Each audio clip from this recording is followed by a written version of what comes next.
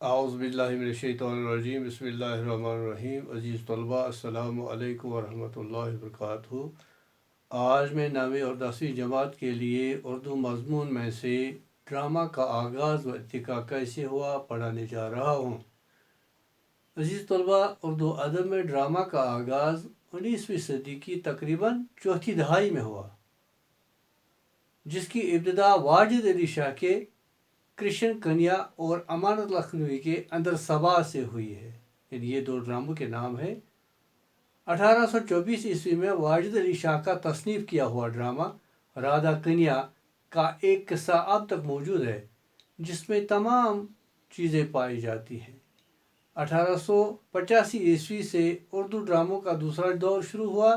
اس دور میں رونق بنارسی اور میاں ظریف نے ناٹک لکھے، جن میں سے انجام الفت، عاشق کا خون، خواب محبت، چمیلی گلاب۔ بنارسی کے ڈراموں کے علاوہ بلبل بیمار، شیرین فرہاد، حاتم طائی، اشرت صبا اور گوپی چند وغیرہ میاں ظریف کے چند مشہور ڈراموں کے نام ہیں۔ عزیز طلباء، طالب بنارسی جو وکٹوریہ ناٹک منڈلی میں مستقل ڈرامہ نویس کی حیثیت سے ملازم تھے، اس نے پہلا ڈرامہ نگاہ غفلت لکھا، جس سے کافی مقبولیت اور شہرت حاصل ہو گئی۔ 1896 عیسوی سے اردو ڈراموں کا تیسرا دور شروع ہوا۔ احسن لکھنوی، پنڈت نارائن، سید کاظم حسین اور آغا محمد حاشر کاشمیری وغیرہ اس عہد کے نمائندہ ڈرامہ نگار تسلیم کیے جاتے ہیں۔ آغا حاشر نہ صرف ڈرامہ نگار تھے بلکہ اعلیٰ پایہ کے شاعر بھی تھے۔ ان کو اردو تھیٹر کا شیکسپیئر بھی کہا جاتا ہے۔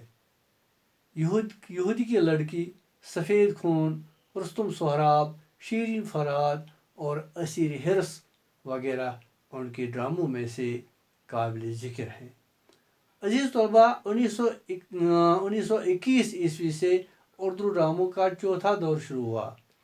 1934 عیسوی میں امتیاز علی تاج نے ڈرامہ انارکلی لکھا، جبکہ اس کے بعد سید عابد حسین نے ڈرامہ پردہ غفلت لکھا، جس میں کشمکش اور تصادم کے مقامات، واقعات کی فطری بہاؤ اور کرداروں کی انفرادی دلکشی بھی پائی جاتی ہے۔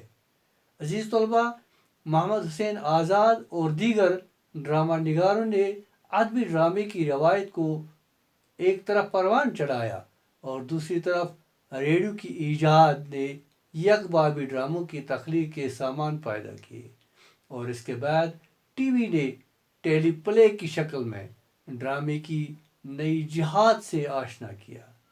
کرشن چندر، منٹو، بیدی، عصمت چغتائی اور علی محمد لون کے علاوہ حبیب تنویر، ڈاکٹر محمد حسن، شمیم حنفی اور زاہد زیدی جیسے ماہر فنکاروں نے اردو ڈرامے کو نئے آفاق سے روشن کیا۔ مجھے امید ہے کہ آپ نے یہ سب سمجھا ہوگا۔ انشاءاللہ باقی آئندہ وما علینا الا البلاغ۔ السلام علیکم ورحمۃ اللہ۔